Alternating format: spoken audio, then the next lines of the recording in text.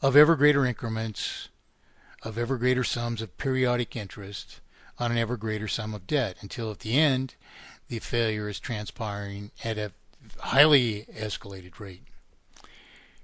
But this process began at the very beginning of the system, and it can only result in terminal indebtedness because all the while, merely to maintain a vital circulation, we have to reborrow principal and interest as an ever greater sum of debt, perpetually increased by so much as periodic interest on an ever greater sum of debt. So it's either a matter of ineptitude or purpose deception that someone tells us that when the crisis began. The crisis is an inevitable consequence from the very first moment of such a system. And the Federal Reserve were totally behind the curve. They did not understand the extent of it. Not at all. Their very job is to perpetually deny the actual extent of the damages which a system which can only multiply artificial indebtedness upon us can only inflict upon us. At what point do you remember thinking for the first time, this is dangerous, this is bad? I remember very well I think it was a G7 meeting of February 2008, and I remember discussing the issue with Hank Paulson, and I clearly remember telling Hank, we are watching this tsunami coming, and you just proposing that we ask which swimming costume we're going to put on. What was his response? What was his feeling? Things are pretty much under control. Yes, we are looking at this situation carefully, and yeah, it's under control. As I said, their job is to perpetually deny the ramifications of a system which can only perpetually escalate a sum of artificial indebtedness until we succumb to terminal failure. It has only one consequence. So there's no denying this amongst intelligent people. So the problem here is that we're expecting the very perpetrators to admit how much they're stealing from us, in effect, and there's just no hope for resolution of these issues if we are that impotent and futile ourselves. We're going to keep growing, okay? And obviously, I'll say it: if you're growing, you're not in recession, right? I mean, regularly we ourselves resort to the misunderstanding that if we keep growing, somehow this is all okay. But the system itself requires that we grow. In fact, if we were even to tread water, that we grow at an ever-escalating rate. The reason we have to do so is because it's taking more from us at all times.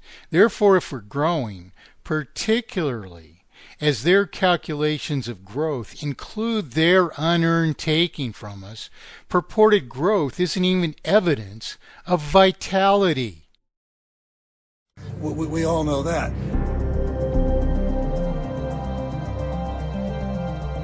In a matter of days, one of the pillars of Wall Street... In March of 2008, the investment bank Bear Stearns ran out of cash and was acquired for $2 a share by JP Morgan Chase.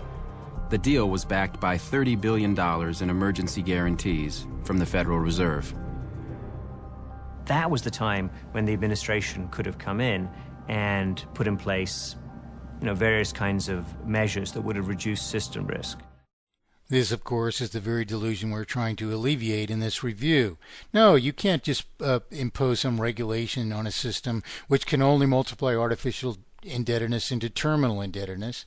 It's impossible to achieve your object of averting the degradation of debt, the multiplication of debt, unjustifiable multiplication of debt beyond our means and in proportion to our own production, denying us our production for just volumes of like production, denying us true free trade.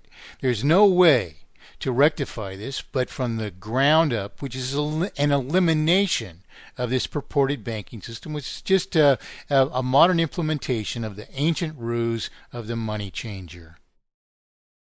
The information I'm receiving from some entities is the end is not here. that there are other shoes to fall. That this would just be a matter of intuition, however, is preposterous, because of course there are other shoes to fall until all houses have gone into foreclosure again and again and again, until we can no longer afford to buy houses. There are other shoes to fall. Until all business goes bankrupt, there are other shoes to fall. Until all peripheral banks fail, there are other shoes to fall. Until all debts are sold, until no debt can be bought, no matter how glamorously it's rated by ostensibly certified processes or whatever, there are other shoes to fall. But why are they falling? They will only fall as a result of this obfuscation of the currency, which can only multiply artificial indebtedness into terminal failure. And so, all this discussion is preposterous, because none of it gets at the root of the problem, which, if we do not solve, is the only way that we can avert all of these problems, which, if we do not solve, is the only way that we can actually have monetary justice. So to decry injustice without getting your finger on its very root cause, the one thing you have to fix in order to fix all of this is just preposterous. And these people are in the game. They're taking salaries to preside over these entities, which can only preside over our destruction. They're taking shares in these companies as if it's a wise or profitable thing to take unearned profit at cost to all the rest of us without justifying unearned profit. And of course, that's not a matter to some people, if not many people, when the very nature of the system is unearned profit itself. I've seen those investment banks working with the Fed and the SEC strengthen their liquidity, strengthen their capital positions. I get reports all the time. Our regulators are very vigilant. We have two assertions here, which imply that the Fed and the SEC are on our side, ostensibly because they strengthen the liquidity of purported investment banks, and because, as regulators, the Fed and the SEC are ostensibly vigilant. How do we put all this into perspective, given our understanding that what they're overseeing and purportedly vigilant of is a system which obfuscates our obligations to each other, promissory obligations, into this process which launders principal into their possession, and then by imposing interest, though all the Fed ever absorbs is the cost of publishing evidence of our debts to each other, and multiplies this every initial artificial debt, therefore, into eventually a terminal sum of artificial indebtedness, falsified debt to the banks, purported banking system. By this implicit obligation that we maintain a vital circulation all the while that we continue to service an initial debt, and this being, of course, an imposed artificial condition within which we are forced to borrow that money back into circulation, whatever we pay out of circulation, in the way of principal and interest, with reborrowed principal comprising new debt equal to the old, and reborrowed interest increasing the sum of debt above a sum of debt which is mathematically impossible, therefore, to pay down until the escalated sum of debt increases at an inherently ever escalating rate itself, until in the end we suffer the present terminal sums of debt, which we're not feeling the real pains of, because actually, since Ronald Reagan was president, we haven't even serviced the the federal deficits which have been accumulated. How do we put all this together or into perspective by this understanding of the obfuscation of the currency and an inevitable perception that we will all have that this is merely a system of exploitation, which we have to understand in these explicit terms in order to rectify it.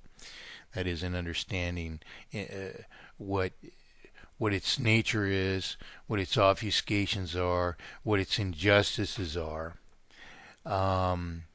We can understand then and then alone exactly how to eradicate these injustices. And by understanding the injustices, what I mean is understanding their root causes.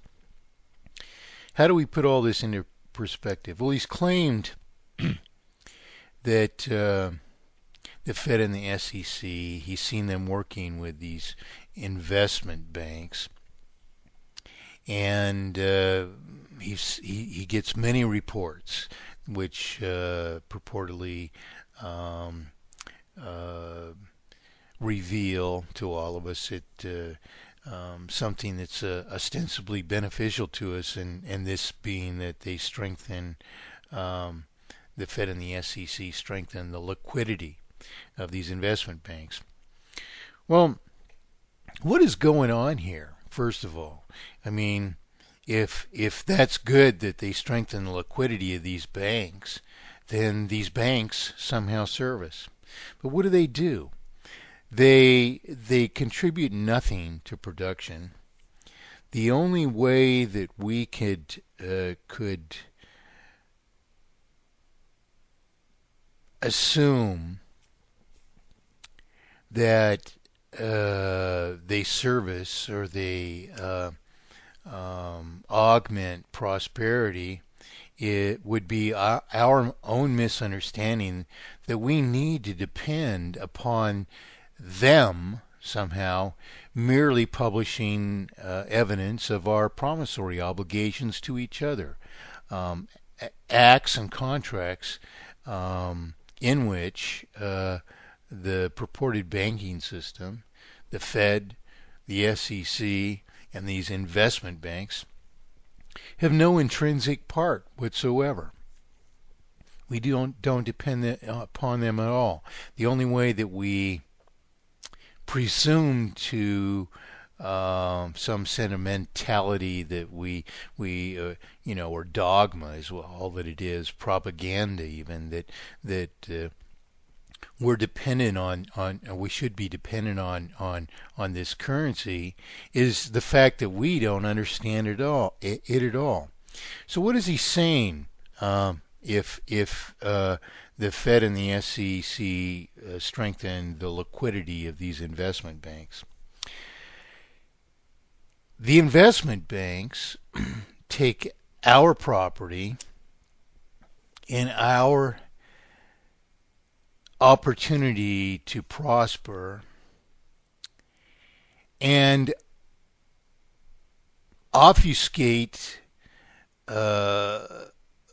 manipulate, capitalize what isn't even inherently their property into profit for themselves and their stockholders. Well, what any non-productive earnings, and we want to put that term